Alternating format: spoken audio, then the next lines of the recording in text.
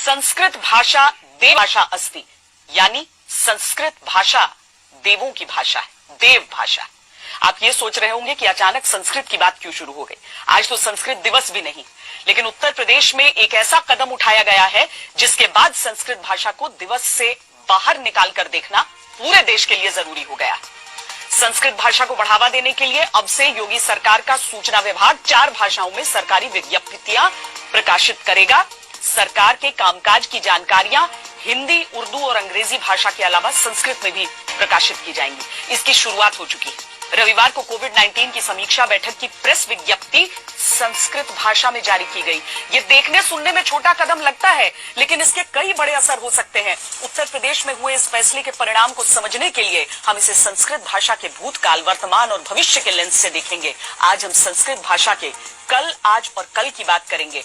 महात्मा गांधी ने 20 मार्च 1927 के दिन हर भारतवासी को एक नसीहत दी थी। उन्होंने कहा था कि संस्कृत का अध्ययन करना प्रत्येक भारतीय का कर्तव्य है। अपने पूर्वजों को जानने के लिए उन्हें संस्कृत सीखनी चाहिए। इस कथन में संस्कृत भाषा को लेकर बापू के विचार झलकते हैं, लेकिन दिक्कत यह है कि संस्कृत आम बोलचाल की भाषा नहीं है। ऐसे में कई लोगों के मन में यह सवाल उठ सकता है कि जब संस्कृत को गिने चुने लोग ही समझते हैं और कुछ हजार लोग ही बोलते हैं, तो इतना तामझाम करने की जरूरत ही क्या है।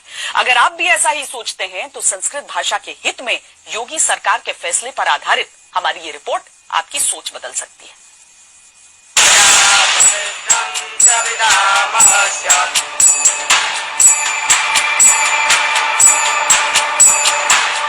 भारत को अगर समझना है तो हमें संस्कृत को समझना होगा।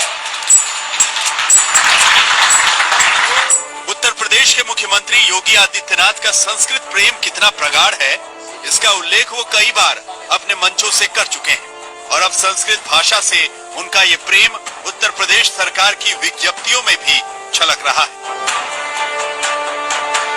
ये उत्तर प्रदेश सरकार की विज्ञप्ति है जिसमें योगी सरकार की कोरोना पर हुई बैठक का ब्यौरा संस्कृत भाषा में प्रकाशित किया गया है। अब से यूपी सरकार की सभी विज्ञप्तियां ऐसे ही संस्कृत भाषा में भी जारी होंगी, हिंदी, उर्दू और अंग्रेजी की तरह। एक संस्कृत के अध्यापक के रूप में इससे बड़ी प्रसन्नता क्या होगी कि सरकार संस्कृत को मान्यता दे रही है, लेकिन संस्कृत में यदि विज्ञप्ति दी जाएगी तो उसको समझने के लिए कार्यालयों में संस्कृतज्ञ जो कर्मचारी हैं उनको भी रखना होगा, जो प्रशिक्षित लोग हों। केवल यह खाना पूर्ति ही न रह जाए। यूपी सरकार के सूचना विभाग के 2 अधिकारियों को यह जिम्मा सौंपा गया है कि अब से सभी सरकारी विज्ञप्तियां संस्कृत में भी प्रकाशित हों। इसके लिए अलग से संस्कृत समझने वाले लोगों की नियुक्तियों की प्रक्रिया भी शुरू हो चुकी है।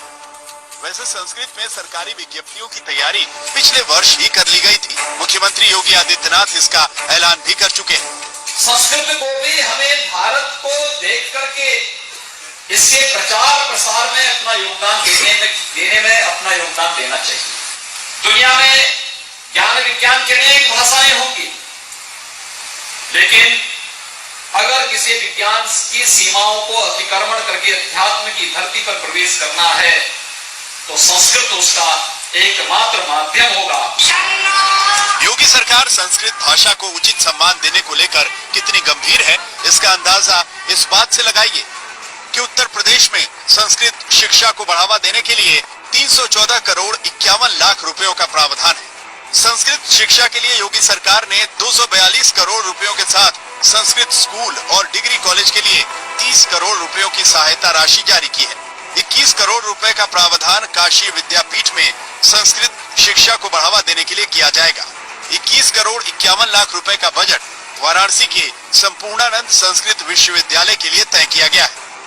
उत्तर प्रदेश में सरकार बनने के बाद मुख्यमंत्री योगी आदित्यनाथ ने वर्ष 2018 में सांस्कृतिक माध्यमिक परिषद का गठन किया, जिसका ऐलान वर्ष 2001 में किया गया था।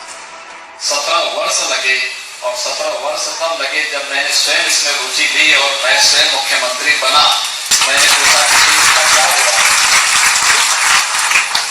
तब वो फाइल कुछ आगे बढ़ पाई।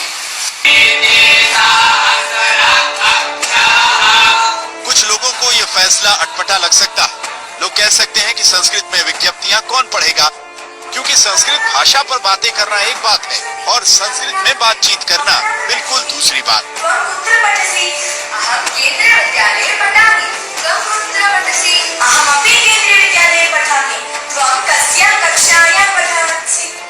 संस्कृत अभी भी भारत की आधिकारिक भाषाओं में से एक है, लेकिन अब ये लुप्त होती भाषा के तहत आ चुकी है। 22 सूचीबद्ध भाषाओं में संस्कृत सबसे कम बोली जाने वाली भाषा है। 2011 की जनगणना के मुताबिक भारत में संस्कृत बोलने वाले लोगों की संख्या सिर्फ 24,821 है। उत्तर प्रदेश में मात्र 3,062 लोगों ने अपनी मातृभाषा संस्कृत बनाई है, जिसमें 1697 पुरुष और 1365 महिलाएं हैं। 2001 के मुकाबले 2011 की जनगणना में उत्तर प्रदेश में संस्कृत बोलने वाले लोगों की संख्या में 57% की कमी आई है। हालांकि देश में ये संख्या बढ़ी। दुनिया की महानतम भाषाओं में शामिल संस्कृत अपने ही देश में सिर्फ गर्व का विषय बनकर रह गई। जानकार मानते हैं कि योगी सरकार की छोटी सी पहल संस्कृत को पुनर्जीवित करने में बड़ा कदम साबित हो सकती है। संस्कृत भाषा में ही भारतवर्ष का सारा ज्ञान निहित है। संस्कृत भाषा और इसकी संस्कृति में अक्षय ज्ञान भंडार है, जिससे पूरा का पूरा विश्व प्रभावित है। संस्कृत के बल पर ही भारतवर्ष गुरु के वरासन पर आसीन था।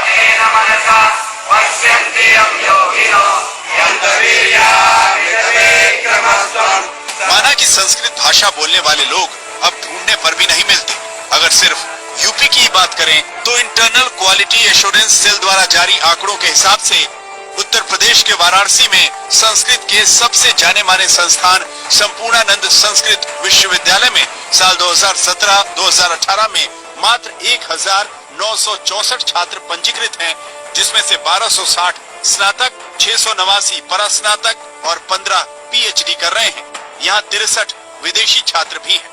संस्कृत को बढ़ावा देने के लिए योगी सरकार ने इस तरह का कदम कोई पहली बार नहीं उठाया है। पिछले वर्ष योगी सरकार ने राज्य के संस्कृत संस्थानों में पढ़ने वाले प्रत्येक छात्र को 2,000 से लेकर 6,000 रुपए तक की छात्रवृत्ति का ऐलान किया था। यूपी के 1,175 संस्थानों में पढ़ने वाले करीब 1 लाख छात्रों को इसका लाभ मिल रहा है। और अब संस्कृत को सरकारी विज्ञप्तियों की भाषा बनाकर योगी सरकार ने एक और कदम उठाया है। जानकार मानते हैं कि इससे संस्कृत भाषा का प्रचार प्रसार तो होगा ही, संस्कृत पढ़ने वालों की संख्या भी बढ़ेगी, जिसका इजहार मुख्यमंत्री योगी आदित्यनाथ करते आए हैं। लोग कहते हैं संस्कृत में को रोजगार के साथ जोड़ो। ये भारत का ऋषि बहुत पहले जोड़ चुका है।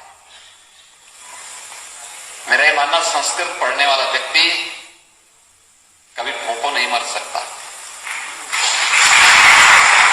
कभी नहीं मर सकता, बशर्ते वह अपनी बुद्धि का प्रयोग सही ढंग से कर दे। आखिर एक संस्कृत का पुरोहित का कार्य करने वाला व्यक्ति जाता है, पुरोहित का काम करता है, लोग उनका पैर भी छूते हैं, दक्षिणा भी देते हैं और सम्मान भी बढ़ाते हैं। संस्कृत भाषा में सरकारी विज्ञप्ति प्रकाशित करने के फैसले को लेकर यह भी कहा जा रहा है कि योगी सरकार का फोकस उत्तर प्रदेश में भारतीय संस्कृति को पुराना गौरव प्रदान करना है। इसके तहत योगी सरकार ने पहले इलाहाबाद का नाम प्रयागराज किया था, उसके बाद फैजाबाद का नाम अयोध्या किया। कुछ ही दिन पहले योगी सरकार ने आगरा के मुगल म्यूजियम का नाम बदलकर छत्रपति शिवाजी महाराज म्यूजियम कर दिया था। और अब संस्कृत भाषा में सरकारी विज्ञप्ति प्रकाशित करने के फैसले को भी इसी नजर से देखा जा रहा है। लेकिन हम चाहते हैं कि इस खबर को आप किसी राजनीतिक चश्मे से मत देखिए, इससे आप संस्कृत भाषा को उसका खोया हुआ दर्जा वापस दिलवाने के एक प्रयास के रूप में समझिए। क्योंकि संस्कृत का नाम आते ही हमारे मन में गर्व का संचार तो होता है, लेकिन जब संस्कृत बोलने की बात आती है तो लोगों का सारा जोश ठंडा पड़ जाता है। जबकि संस्कृत दुनिया की प्राचीनतम ही नहीं बल्कि सबसे शुद्ध भाषा भी है।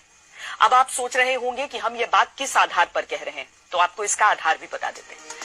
स्वतंत्रता के बाद वर्ष 1951 में हुई पहली जनगणना के समय देश में सिर्फ 555 लोगों की मातृभाषा संस्कृत थी। 1961 में यह संख्या 5 गुना बढ़कर 2,554 हो गई। 1981 की जनगणना में 6,100 से अधिक लोगों ने संस्कृत को अपनी मातृभाषा बताया।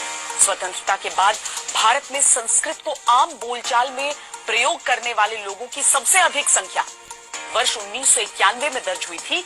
तब 49,736 लोगों ने संस्कृत को अपनी मातृभाषा बताया था। उसके बाद 2001 की जनगणना में यह संख्या घटकर सिर्फ 14,135 रह गई। लेकिन फिर अगले 10 वर्ष में संस्कृत बोलने वाले लोगों की संख्या करीब 10,000 बढ़ी। 2011 में यह संख्या 24,821 थी।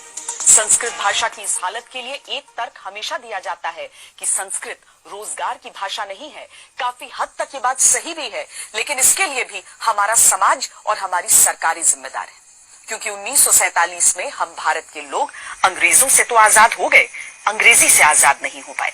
अंग्रेजी आज भी सरकारी कामकाज की भाषा है, संस्कृत नहीं। और इसी संस्कृति को बदलने की पहल उत्तर प्रदेश की सरकार ने की है। लेकिन बात यहाँ किसी भाषा में सरकारी विज्ञप्ति प्रकाशित करने भर की नहीं है, बल्कि संस्कृत भाषा को उसका खोया हुआ सम्मान वापस दिलवाने की है, जिसकी संस्कृत हकदार भी है। संस्कृत भाषा दुनिया की सबसे प्राचीन भाषाओं में शामिल है, जिसे देववाणी या देव भाषा कहते हैं, क्योंकि मान्यता है कि यह देवों द्वारा बोली जाती थी। भारत के सभी प्राचीन वैदिक ग्रंथ संस्कृत भाषा में लिखे गए थे। सबसे प्राचीन ग्रंथ ऋग्वेद भी संस्कृत भाषा में ही लिखा गया था। बौद्ध धर्म और जैन मत के भी कई महत्वपूर्ण ग्रंथ संस्कृत में लिखे गए हैं।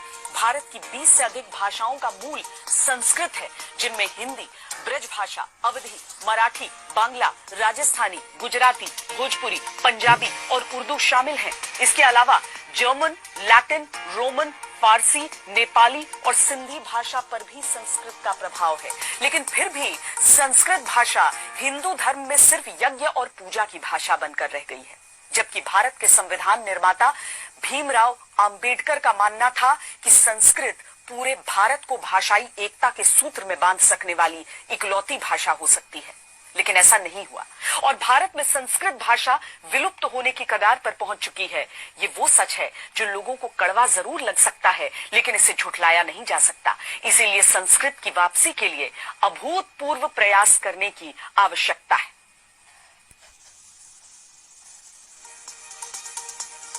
राष्ट्रकवि रामधारी सिंह दिनकर ने साहित्य अकादमी पुरस्कार से सम्मानित अपनी पुस्तक संस्कृति के 4 अध्याय में ये बताया है कि संस्कृत किस तरह भारत की आत्मा में रची बसी हुई है। दिनकर जी लिखते हैं, प्रत्येक प्राचीन जाति का संस्कार, उसकी आत्मा और उसके प्राण उसकी अपनी भाषा में बसते हैं। भारत की आत्मा और भारत के सूक्ष्म संस्कारों का निवास संस्कृत में है।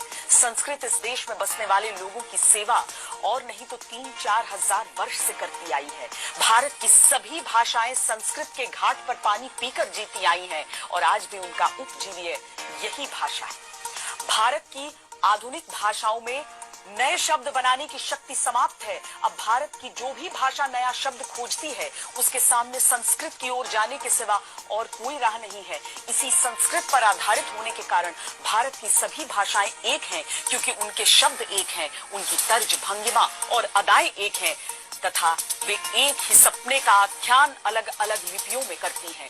उत्तर भारत की सभी भाषाएं संस्कृत से निकलकर विकसित हुई हैं।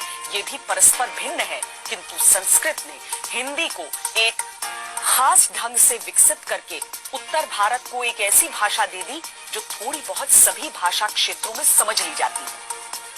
भारत की संस्कृति से संस्कृत भाषा को अलग करके कभी नहीं देखा जा सकता। भारत में भले ही संस्कृत भाषा से लोग दूर होते जा रहे हैं, लेकिन विदेश में संस्कृत भाषा कैसे लोगों की पसंदीदा भाषा बनती जा रही है, इसे भी आपको देखना चाहिए। उत्तर प्रदेश की सरकार की इस मुहिम से कई सालों पहले मैंने जब अपना ट्विटर का बायो बनाया तो उसमें संस्कृत का प्रयोग किया।